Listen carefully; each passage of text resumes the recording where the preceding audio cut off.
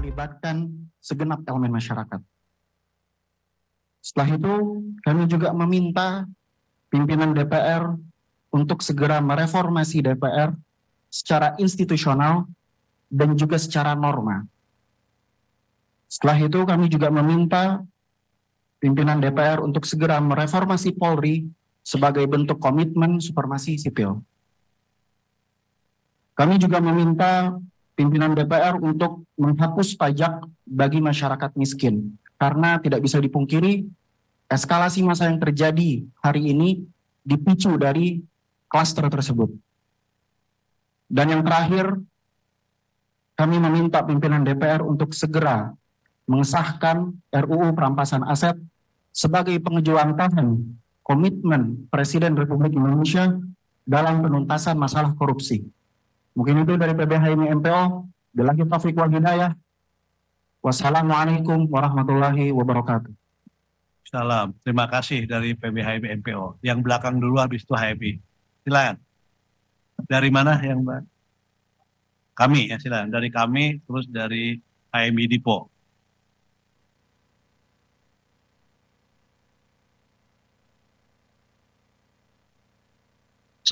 Bismillah.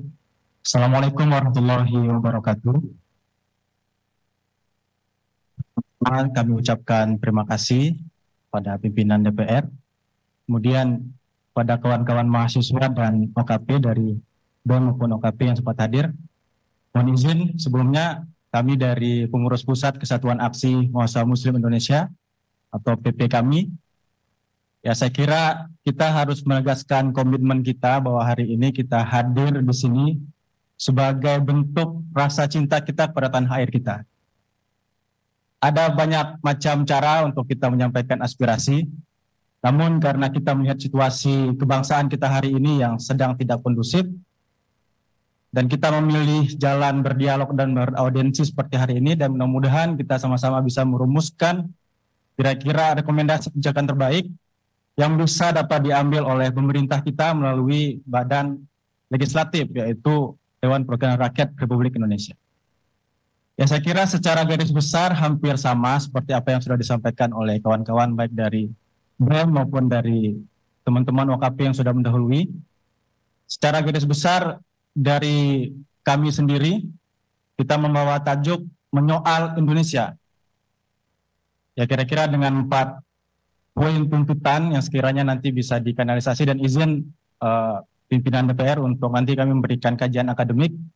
Tapi saya untuk membacakan terlebih dahulu. Jadi mengenal Indonesia kita bagi ke dalam 4 klaster. Yang pertama, kami menyoal kepada pemerintah dan aparat keamanan.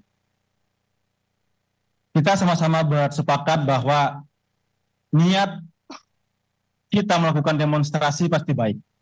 Menyampaikan aspirasi, menyampaikan persoalan bangsa dan negara, meskipun di dalam pelaksanaannya ada pihak-pihak yang tidak bertanggung jawab, kemudian memanfaatkan situasi tersebut untuk kepentingan pribadi maupun kelompoknya. Sekali lagi, kami pertegas niat mahasiswa, teman-teman BEM maupun OKP adalah untuk perbaikan bangsa. Dan dalam momentum Agustus ini, saya kira ini merupakan sebuah error daripada situasi kebangsaan kita dan perlu kanalisasi yang terbaik. Sehingga tadi, pertama kami ingin menyoal kepada pemerintah dan aparat keamanan, menuntut agar pemerintah segera melakukan penyelidikan secara tuntas terhadap kematian warga sipil, termasuk Afan Kurniawan, serta menghentikan segala bentuk represivitas terhadap demonstrasi dan aksi unjuk rasa yang dilaksanakan oleh rakyat. Kemudian kami juga meminta untuk segera dilakukan reformasi sektor keamanan secara menyeluruh, dengan fokus pada peningkatan profesionalitas aparat keamanan, serta mengusut tuntas kelompok-kelompok atau individu yang melakukan tindakan anarkisme, memanfaatkan aksi unjuk rasa untuk tujuan-tujuan tertentu yang merusak ketertiban umum. Mungkin secara praktis, seperti dikatakan oleh kawan-kawan tadi, bisa membentuk tim investigasi independen, kemudian juga dibuka secara transparan kepada publik dalam proses maupun hasil daripada tim investigasi tersebut. Kemudian kedua, kami menyoal DPR dan partai politik. Saya kira salah satu trigger daripada kekecewaan masyarakat dan menyulut aksi di bulan Agustus ini adalah respon daripada DPR dan partai politik. Sehingga kami mendesak kepada DPR untuk segera menghentikan pembahasan mengenai kenaikan tunjangan anggota DPR, melakukan transparansi penuh terhadap seluruh anggaran, fasilitas, dan penggunaan dana yang berkaitan dengan kegiatan legislatif. Kemudian kami juga meminta kepada DPR untuk memecat anggota DPR yang terbukti melakukan tindakan provokatif atau menyalahgunaan mandat yang diberikan oleh rakyat, serta memberikan sanksi tegas kepada kader partai yang terbukti tidak menjalankan tugasnya dengan integritas, seperti yang terjadi pada beberapa kasus di masa lalu, untuk memulihkan kepercayaan publik terhadap lembaga legislatif. Jadi saya kira DPR kita masih kita percaya, DPR kita masih hasil daripada proses demokrasi yang sah. Adapun kepercayaan yang semakin menurun ini karena tindakan 1-2 oknum di dalamnya. Sehingga untuk mengembalikan kepercayaan publik tersebut, kami minta kepada pimpinan DPR, khususnya pimpinan partai politik, untuk melakukan evaluasi secara total. Kemudian menyoal reformasi dan legislasi pro rakyat. Menuntut DPR agar segera mengesahkan beberapa RUU yang berpihak pada kepentingan rakyat, seperti yang disebutkan oleh kawan-kawan tadi, mulai daripada RUU perampasan aset, kemudian perlindungan pekerja rumah tangga untuk peningkatan perlindungan hak buruh domestik, dan RUU masyarakat adat. Kemudian kami juga mendesak untuk menolak pasal-pasal yang bermasalah dalam beberapa revisi Undang-Undang Agraria, kemudian KUHP, RUU Polri, dan RUU Penyiaran yang berpotensi mengancam kebebasan pers, kebebasan berpendapat, dan hak-hak sipil lainnya. Kemudian kami juga menyinggung ekonomi dan kesejahteraan, menyoal ekonomi dan kesejahteraan Indonesia hari ini. Kami meminta kepada pemerintah dan DPR khususnya untuk segera mencabut kebijakan yang tidak berpihak pada rakyat dan merelokasi anggaran pendapatan dan belanja negara atau APBN untuk kepentingan yang lebih produktif, pro rakyat, serta penguatan sektor kesehatan, pendidikan, pangan, dan kesejahteraan masyarakat. Ini termasuk peningkatan kesejahteraan guru yang tadi disampaikan oleh Tum Prima, Tum KMNI juga menyampaikan.